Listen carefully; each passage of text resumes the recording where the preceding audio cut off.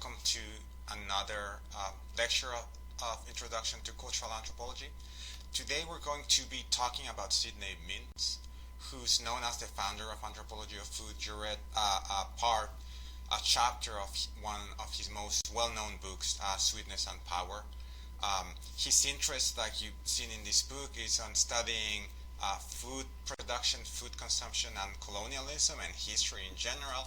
He was mostly interested in studying the Caribbean, particularly Puerto Rico. So, in the last lecture, I talked a little bit about Lee and how Lee is thinking about food, right? So I want you to think about these two articles as sort of coming together. What are some of the differences, not only between the articles and the author's points of view, but also between the societies they are describing, right? So, to say it very briefly, right, you might already have some ideas, but to give you some ideas of what I'm looking for, first of all, Mintz is interested in the sort of long history, right, the deep history of sugar, while Lee is looking more at a society and not really reflecting on the history of colonialism, for example. Lee is also working in a society that we wouldn't consider to be an urban society, while Mintz is really looking at all of these different societies as being interconnected, right? Lee is emphasizing this sort of isolation that he thought this particular society was experiencing, right? So he's not really concerned about with issues of colonialism. Well, for Mintz, this is a fundamental part of his work, right? So when we're thinking about these differences, that's another important thing. Mintz was not necessarily doing field work for this particular project, but a lot of things that he's doing is sort of based on field work. So before we get into the analysis of sugar, I want to talk a little bit about food production and how that has changed throughout time, right? So, so there are these two, let's say, simplistically, in a very general way, these two ways in which we think about how we obtain our food, right? We have Lee studying hunter-gatherers in Africa, and then we have Mintz studying agricultural societies, right? So when we think about these two modes, right, it's really hard for us to think about hunters and gatherers for most of us at least, right? In the time and in the place where we are right now, we would tend to agree that agriculture it's better, right? We would think that, and I'm gonna complicate that a little bit in a second. But before I talk more about that, I want to first point out, right, that this idea of agriculture as something that is stable and something that has a long tradition, right? It might seem to be very, very antique, very old, when we think about it only in terms of the span of a lifetime, right? But when we're thinking about the history of humanity as a whole, it's really something very new, very recent. So when we see this idea, right, of how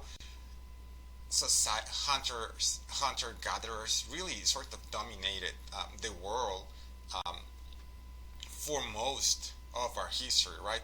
Even when we sort of go between these two images, we can see how that change is massive, but there's still pretty important part of people who are gathering their food, the things that they eat, right, through hunting and gathering. And this is another timeline that I really want you to think about, right? When we look at this timeline, 50,000 years, we can see that in reality, what is called the agricultural revolution is not too far away in the past, right? It's something recent. And it has to do with different things that you can learn about in other anthropology classes, right?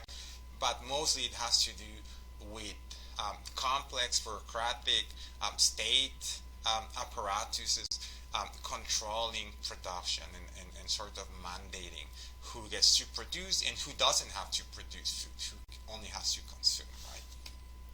So when we think about this idea of progress, right, I already sort of hinted at the idea that that when we think about agriculture in contrast to hunting and gathering, we tend to think that agriculture is more sophisticated, right? More evolved, or it's a sign of progress, right? So this idea of progress and evolution is something that has a long history in anthropology, and this is going a little bit into anthropological theory, which is another class that you can take at UNLV, the history of anthropology. But here I want to focus on how important, when we think about progress and evolution, we tend to emphasize the role of technology, right? And we tend to emphasize this idea that there's a very clear linear path towards what is more evolved or how to progress. And in a lot of cases, this is sold to us through technology, right? Through the use of stuff that are outside of our bodies, right? So Henry Louis Morgan, who was one of the first anthropologists, he divided societies in three ethnic periods, what he called ethnic periods, and these were savagery, barbarism, and civilization, right? He was an American, well-off anthropologist who, of course, was thinking that his own situation reflected what was better, right? And you can see some of these things are complicated, right? Because when we think about subsistence based on fruits and nuts, and fishing and hunting, right, that allowed a lot of societies to thrive. But not all societies could use metals, right? So metals, for example, iron tools, were not available in a lot of places of the world, but that didn't mean that those societies didn't develop cultural specific tools to sort of meet their needs, right? And when we think about progress and evolution as anthropologists, we always caution, right? What does it mean for a society to sort of think of itself as more evolved or more or having progressed more? Does it mean that we work more, right? So when we think about evolution and progress, does it mean that we have less free time? Does it mean we have more free time? Does it mean we have more things done for us, or does it mean that we have more time to do the things that we like, right? So just sort of complicating that idea, right? And also how progress means that some people have to do more work than others. So this is sort of going back to what I was saying, right? This idea of progress and development. We should think about these two concepts as being connected, not only between themselves, but also between who gets to say what, who gets to decide how things work in a particular society, right? So when there are development projects, and this is something that you probably heard about, development projects might mean the destruction of specific properties, or the destruction of a specific land, or the sort of exploitation of specific resources, right? And for who benefits from this? Who sort of gets the money that's coming out of this? And who's doing what to whom, right? Which countries are going into what countries to extract these resources? And the same thing when we talk about cultural change, right? When we think about this transition from in a very simple term with a very simple narrative, when we think about this transition between hunters and gatherers to agriculture, right? Who's sort of benefiting from this transition, and who's sort of losing advantages? And just to go back to this point that I have made earlier, right? When anthropologists think about culture, we don't think about high and low culture. Everyone has culture, right? The way in which we sort of frame high versus low culture, that is something that is also political, tending to benefit specific groups. And the same thing with tradition, right? Tradition is something that is invented. Tradition is not inherent in the world. Rather, tradition is an arena that's always up for grabs, right? It's a struggle to invent tradition, because tradition only works in the present, right? Tradition works in the present and in the future. The past is open to interpretation. So, after this sort of diversion, I want to go back to sweetness and power, right? Because a lot of these things are written into these texts, right? Tradition, power, change, right? So how this sugar, this exotic, foreign, and costly substance become a common foodstuff for even the poorest and humblest of people, right? And Sidney Mintz is looking in the things that you read, is looking specifically at how sugar, this thing that was first cultivated very far away from the Caribbean and then sort of became industrialized in the Caribbean, became a staple in the United Kingdom, in England, right? So here I want to sort of think about food more widely, right? Because this is something that Sidney Mintz is also doing, right? So when we think about culture and biology, right, we need to think about how we all have very similar needs and instincts, right? We all have, we all feel hunger, we all feel thirst, we all feel cold, and all of these things, right? We can talk about that. But the way in which we sort of respond to those feelings, to those needs, is very different. And this is when these sort of ethnic and cultural identities are reflected, where class identity is reflected, and where family identity is also reflected, right? So when it comes to food, we're not only what we eat, right, like the common saying goes, but we're also how we eat it, when we eat it, and what we don't eat. That tells a lot about who we are and about the sort of community we're members. So you can look at this video, right? But if you're looking at this image right now, this is a very complex model that is built entirely of sugar. And if you look at the video, you should watch it because it does a better job at explaining with images than I can with words right now.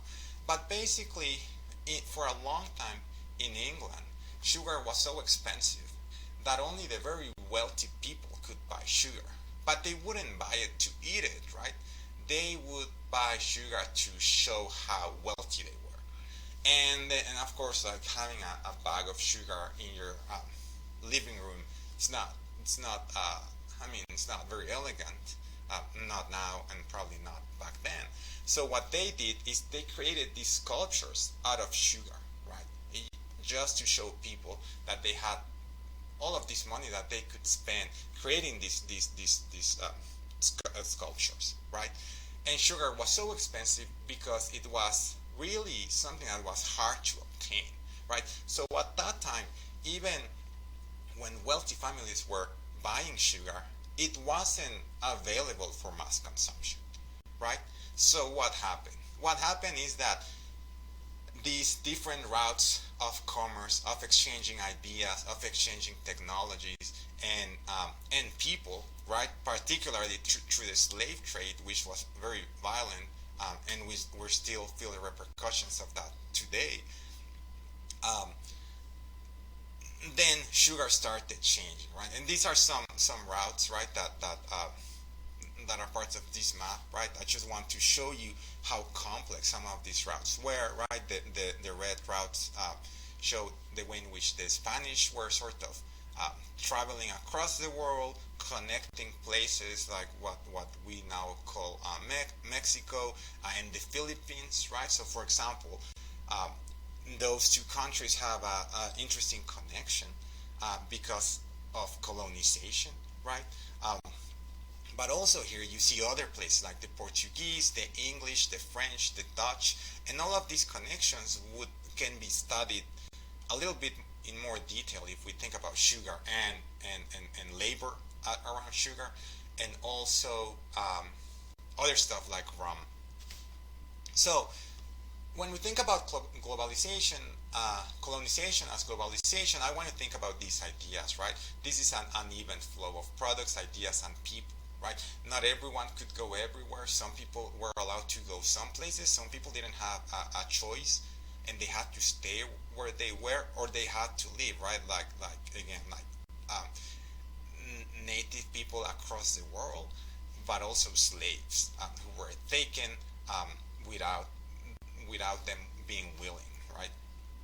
Um, and so there's also these negative aspects, right? These sort of uneven flows of products, ideas, and people and technologies, right, create some sort of dependence in some circuits, but also creates wealth.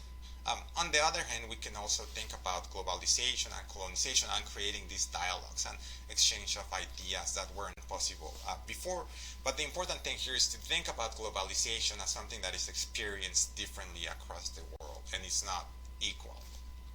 So let's talk a little bit about sugar, right? So here we have the sugar cane, we have refined sugar, and on your right top side, you have this other thing that is called in different ways, right? Similar to molasses. If you've heard of molasses, in Spanish it's called piloncillo, and probably you know other names for this. This is not refined sugar. This is sort of the some of the things that are coming out a byproduct of refined sugar, right? So the thing that is not refined sugar becomes this product that is darker and harder to use and to manipulate. So here it's a very simple graphic, right, of how the sugar cane, how to extract sugar from sugar cane. And at the end, you'll see that there are two things, right? Molasses and sugar. And molasses were not necessarily used in these wealthy circles. Rather, they were used in other circles that didn't have access to refined sugar, right? So even the way in which we think about sugar and treats and desserts, right?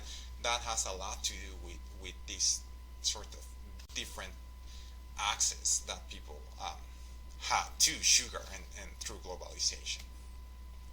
So now, what is it that you see here, right? We have a woman picking tea leaves, and on the other side, we have a cup with tea and some sugar cubes, and in this very sort of refined tea house, wherever that is, right? And when we think about these images, right, I want to think about tea, the tea as this sort of very cherished, very important tradition in Great Britain, throughout the UK, that we see in every show that's about the British, right? There's this idea of tea as this central concept that's not only organizing what you eat and what you consume, right? What substances you're putting into your body, but also is organizing your entire day, right? In your time, depending again on who you are. So how is it that tea that is not native to England and sugar that is not native to England became intertwined to form this sort of quintessential British symbol, this symbol that we associate with British identity? How is it that these two things that have nothing to do with England as plants and just biological products, how is it that they came to be appropriated? And how is it that they became so central for English life? Well, the process has to do with industrialization, right? And in England, what was going on, and this is a complicated story, right? So I'm going to try to simplify it. What was going on in England is that there were all of these technology changes that were happening, right? All of these machines were being developed, steam engines. England was mostly rural at that time. This meant that it had a lot of open land, a lot of people who were producing different sort of wools. And as steam engines sort of started becoming used throughout the English countryside, right, they figure out that they could use it to sort of create wool, right? To sort of spin wool. Um, this meant, of course, that the traditional way in which wool garments were developed were no longer profitable because they were too slow, right? So now you have this machine that can really um, um, spin wool so much faster than a person could, or that traditional technology could. So what happens, right? Now you don't need as many people to sort of create these garments, to produce wool, but now what you need are massive amounts of sheep and land, but with no people, right? So how do you do that? You start displacing people who live in the countryside. On the other hand, what's happening in the cities is that the cities are also developing more industry, right? More places where things are being created and built, and they need labor, right? So this is double process, right? You displace people who live on the countryside so you can use their land to sort of create these factories. But now you have these factories. Who's going to work in those factories? Well, the same people you displace, right? Except that now they're not really the owners of the sheep or the product. They just really own their labor, and this means that they have to work a lot, right? They have long hours. Everybody's working in these plants, in these textile plants. And what does this mean, right? That means that when they sort of wake up, and on the other hand, you have all of this sugar, right, that now is also being produced massively because technology has allowed sugar to be produced much quicker than it was before, right? So you have all of this sugar sitting somewhere in England, and you have all of these people who need a lot of energy to go to work in the factories that are sort of creating all of these products, right? So what do? You start selling them. You start selling these sort of products that will give you instant energy and instant boost, right? Tea that has caffeine, and sugar that's, well, sugar, and it'll give you all of this energy so that you can work more without having to sort of eat as much, right? And your diet sort of starts getting worse, right? But you have no choice because now you don't have any access to land, right? And this is connected, right? So while this is happening in England, this is connected again to slave trade in the America, to how sugar was sent to some places where rum and other types of alcohol were being produced, and all of these goods were circulating. So this is what I meant when I said that colonization and globalization is an even flow of ideas and people and technologies, right? Some are becoming very wealthy because of sugar trade. Other people have to sell their labor, right? Because it's the only thing they have. And before we finish this lecture, right? There's a lot. The reading it has a lot more, but also sugar, right? It's not sugar has also been reappropriated, right? And has different meanings, right? And here we see these skulls, right? That are sort of traditional in the Mexican Day of the Dead celebration, and that also show that different populations around the world started using sugar in different ways, because they started having more access to sugar. Sugar became cheaper and cheaper and cheaper to fuel those workers that now the industrialized world needed. But sugar and sugary products have also been resignified, right? And people are doing different things with sugar. And for the next lecture, we're going to continue talking about a different sort of type of food, noodles, but how they also are a symbol of colonization and how they work. Thank you.